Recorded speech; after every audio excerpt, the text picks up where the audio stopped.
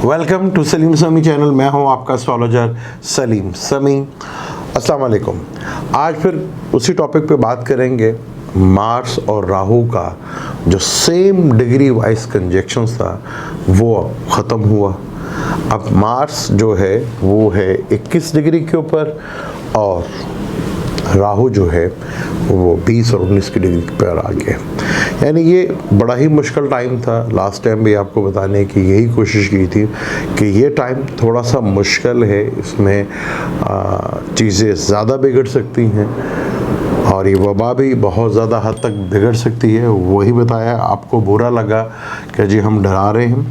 Basically हमारा काम है कैलकुलेशंस करना, जो कैलकुलेशंस में चीज़ें आती हैं वो इंटरप्रिटेशन करके आपको दे देना। डराना मेरा कभी भी मकसद नहीं हुआ और ना ही मैं कभी भी डराता हूँ। कोशिश होती है कि जो हालात चल रहे हैं उसके ऊपर आपको थोड़ा सा ब्रीफ कर दूँ। अब वो बाद में आप लोगों को एहसास होगा कि क्या हालात बने। आज गवर्नमेंट जो है वो लॉकडाउन का बल्कि कर्फ्यू तक का सोच रही है इन्हीं हालात की वजह से। लेकिन अब अल्लाह का शुक्र है कि मार्स और राहु का कंजक्शंस अब जो सेम डिग्री वाइज था वो ख़त्म हुआ, लेकिन बैठे अभी इसी घर में हैं। तो थोड़ा सा सब्र अगर हम कर लेते हैं, अगर हम यहाँ पेशेंट दिखाते हैं और थोड़ा अपने ऊपर कंट्रोल करते हैं तो आप देखेंगे कि ये लॉकडाउन या कर्फ्यू की तरफ भी हम बच सकते हैं। अगर हमने उसी तरह लापरवाही की तो चीज़ें उसी तरफ बढ़ती जा रही हैं। जो मैं आपको इशारा दे रहा था कि ये चीज़ बढ़ती चली जाएगी, लेकिन अब इसमें शिद्दत में कमी आएगी। टाइम, स्टार्स, प्लैनेट जो हैं वो चेंज हो रहे हैं। मरकरी भी फर्स्ट को चेंज हो रहा है, पाइसिस में आ रहा है। वीनस भी 10 तारीख को हाउस चेंज कर देगा, 14 तारीख को शम्स पे ही हाउस चेंज कर देगा और मार्स भी यहाँ से निकल कर जमनाई में आ जाएगा। चीज़ें बेहतर हो रही। सबसे बड़ा प्लैनेट जुपिटर जो है वो 6 तारीख को हाउस चेंज करके अपने जवाल के घर से निकल कर एक्वेरियस में आ जाएगा, जहाँ से आहिस्ता आहिस्ता आप देखेंगे चीज़ें बहुत बेहतर होंगी। महीने 2 महीने के बाद देखेंगे कारोबार में भी थोड़ी बेहतरी नज़र आएगी और माहौल के अंदर भी थोड़ी बेहतरी नज़र आएगी। और इस वबा का जो अभी बहुत प्रेशर है वो आप देखेंगे 5 तारीख, उसके बाद 13 तारीख को जैसे ही मार्स हाउस चेंज करेगा एंड ऑफ मंथ में ये बहुत तेज़ी से नीचे गिर जाएगा। लेकिन इसको नीचे लाने में हमारा बहुत बड़ा हाथ होगा। क्या हम कंट्रोल करते हैं या नहीं। अगर हमने वही लापरवाही बरती, दवा जब काम आएगी जब अमल करेंगे। बगैर अमल किए दवा भी काम नहीं आती। दुआ आप करें, ज़रूर करनी चाहिए, लेकिन पहले इस पर प्रैक्टिकल अमल तो कर लें। अमल करें, फिर अल्लाह ताला से उसका फ़ज़ल मांगे कि अल्लाह ताला जो मेरे बस में था मैं किया हमने, अब तेरा करम और तेरा फजल चाहिए। अगर बैठे बैठे ही हम दुआ कर लेंगे तो फिर अब करते रहें। दुआओं से तो ना कश्मीर आज़ाद हुआ और ना ही फ़लस्तीन आज़ाद हुआ अगर दुआओं से, और ना ही पाकिस्तान के हालात अच्छे हुए। खाली दुआओं पे अगर हम बैठे रहे, हर साल करते हैं, क्या असर होता है कि नहीं। लेकिन पहले अमल किया जाता है, अमल करके फिर अल्लाह से उसका फ़ज़ल मांगा जाता है। हमारे यहाँ थोड़े जज्बाती लोग हैं और ये कर लेंगे जी वो कर लेंगे, लेकिन ऐसा कुछ भी नहीं होता। प्रैक्टिकल होके हर चीज़ जो है अल्लाह के कानून के मुताबिक ही हरकत करती है। अल्लाह के बनाए हुए कानून पे ही चीज़ें चलती हैं। हवा भी चलती है तो पत्ता हिलता तो वो अल्लाह के बनाए हुए कानून से ही होता है। अल्लाह कानून बनाता है, उसके कानून पे जो चीज़ चलेगी उसके थ्रू मिलेगी। वो कोई भी चले, चाहे वो अल्लाह को कोई मानते हैं या नहीं मानते। अब कई कंट्री ऐसे हैं जो अल्लाह को नहीं मानती, लेकिन वो उसके बनाए हुए कानून पे चलते हैं, तो उसके बनाए हुए कानून पे कोई भी चलेगा, चाहे वो अल्लाह को माने या ना माने, उसको फल मिलते हैं। बात यही है कि कानून के ऊपर सख्ती से ऊपर अमल किया। अगर आप दुनिया में रिलीफ लेना भी चाहते हैं, क्योंकि मैं पिछले काफ़ी अरसे से एक चीज़ को कह रहा हूँ कि दुनिया में बहुत बड़ा रिलीफ मिलेगा तो वो कानून के थ्रू ही मिलता है। तो आगे बड़े बड़े कानून बनने जाएंगे जिससे कुछ फ़ायदे भी होंगे और कुछ लोगों को प्रॉब्लम भी बड़ी सख्त होगी। मार्स राहु का ये कंजक्शंस, बांग्लादेश के हालात आपके सामने हैं बेशुमार। मैं आपको फेसबुक पे भी और इंस्टाग्राम पे भी बताता रहा हूँ कि ये किन किन मुल्कों में, और वीडियो के थ्रू भी बताते रहेंगे कहाँ कहाँ इस मार्स राहु में किस तरह तेज़ी के साथ चीज़ें जो हैं वो फेडअप हुई। बांग्लादेश के हालात आपके सामने हैं, और नरेंद्र मोदी की बोंगियाँ जो उन्होंने बांग्लादेश में जाके मारी वो भी आपके सामने ही हैं। और बहुत बड़ी वहाँ पर जाके वो डिंगे मार के आए। यही सूरत हाल है। और खान साहब को भी अल्लाह ताला ने कोरोना से बिल्कुल सेहत याब कर दी, अल्लाह का बड़ा करम है। फिर अमेरिका के इसाक खान जो हमारे एक प्रेसिडेंट थे, वो भी उनके सदर हैं, वो मैं इनको बाइडेन साहब को इसाक खान ही कहता हूँ, को नीचे से ऊपर गए। हमारे इसाक खान भी नीचे से ऊपर गए, लेकिन उनको कोई मानने के लिए तैयार नहीं है। अगर वो दुनिया के माहौलती निज़ाम के ऊपर बात करते हैं, जिसके ऊपर सबसे पहले इस पर बात की किसी मुल्क के वज़ीर आज़म ने, तो वो तो हमारे थे, पाकिस्तान के, और जिसमें इस पर काम भी किया खान साहब। पाकिस्तान को दावत नहीं, तो यहाँ से पता चलता है अमेरिका की टेंशन, डिप्रेशन किस लेवल की बढ़ रही है।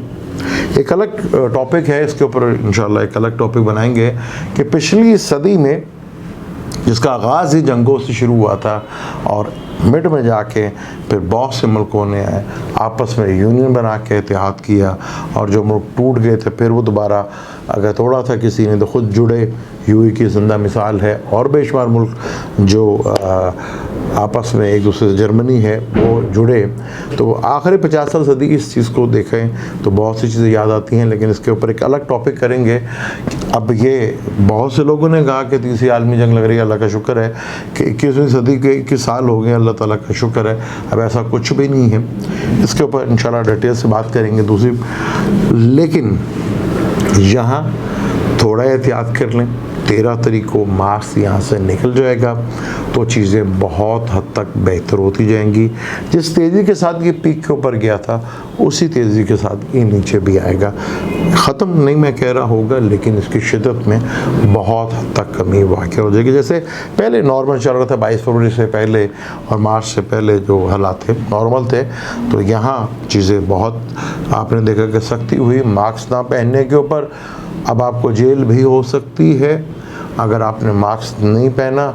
और अगर आप इसी तरह बाहर फिरते रहे, मार्केटें 6 बजे के बाद बंद हो रही हैं, जो हालात हैं वो कर्फ्यू की तरफ भी आ रहे थे और लॉकडाउन की तरफ बिल्कुल ही बंद कर दें।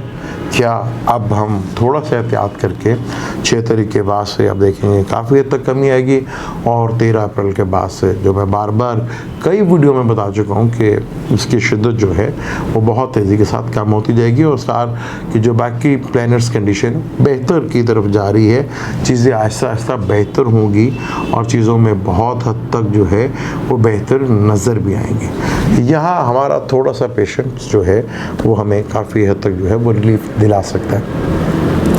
यहाँ अप्रैल में सन जो है वैदिक एस्ट्रोलॉजी से, क्योंकि मैं वैदिक एस्ट्रोलॉजी करता हूँ, अब अक्सर सवाल करते हैं कि मैं वैदिक एस्ट्रोलॉजी से आप एसेंडेंट और मून साइन से देख सकते हैं। मैं जो भी किसी के बारे में अगर जोड़ी की बात करता हूँ तो उसे आप एस्ट्रोलॉजी में एसेंडेंट से, या जहाँ पर आपका मून है, जो जिन्हें पता है कि उनका मून कहाँ पे है, वो उसे देख सकते हैं। कोशिश कर रहे हैं कि हम आपको हर महीने जो टाइमिंग है कि किस टाइम पे कौन सा ज़ोडिक साइन आता है, और अगर आप उसी टाइम पे पैदा हुए हैं तो आपका वही एसेंडेंट होगा।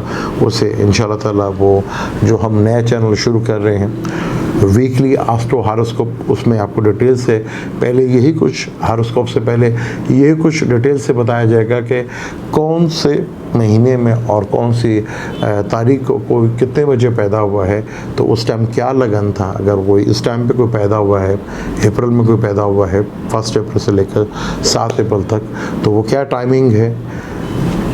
जैसे फ़र्ज़ कर लें अगर अभी कोई पैदा हुआ है, अभी ये 30 मार्च का महीना है, इस टाइम अगर कोई बच्चा पैदा होता है तो हम उसको यही कहेंगे कि उसका एसेंडेंट विर्गो होगा। मून साइन आज हमारे हिसाब से मून लिब्रा में है तो मून उसका लिब्रा होगा। सन जो है वो पाइसेस में है, वो तो हालांकि वेस्टर्न एस्ट्रोलॉजी से सन एरीज में है, वो वैदिक एस्ट्रोलॉजी से सन जो है वो पाइसेस में है। वो टाइमिंग भी आपको देंगे। ये आखिरी दिन है, जितना केयरफुल होकर आप गुजार सकते हैं ज़्यादा अच्छा है कि निकालें। चीज़ें काफ़ी हद तक बेहतर भी होंगी और बहुत बेहतर होंगी। वहाँ चैनल पे जाके आप सब्सक्राइब कर सकते हैं। वहाँ पे आपको वीकली हॉरोस्कोप के साथ राहु काल भी मिलेगा और किस टाइम आप प्रॉपर्टी परचेज़ कर सकते हैं वो भी टाइमिंग मिलेगी। गाड़ी किस टाइम परचेज़ कर सकते हैं वो भी आपको पता चलेगा, और कौन सी डेट्स आपके लिए अच्छी रहेंगी उसके बारे में भी होगा। और ये पहले ही बता चुका हूँ कि टाइमिंग बताएंगे कि किस टाइम पे कोई बच्चा पैदा होता है तो उसका लगन क्या हो सकता है। डिटेल से कोशिश करेंगे, लेकिन अभी भी अगर जैसे पहले आएगी तो चीज़ें आहिस्ता आहिस्ता, क्योंकि मरकरी हाउस चेंज कर जाएगा। उसके बाद जुपिटर मेन प्लैनेट्स है वो भी हाउस चेंज कर जाएगा, वो एक्वेरियस में आ रहा है। और यहाँ एक्वेरियस 11वां घर है, 11वें घर को एक्वेरियस को बड़ा नेटवर्क कहते हैं। तो यानी कि अगर चीज़ें बेहतर होंगी तो बड़े नेटवर्क पे चीज़ें बेहतर होंगी।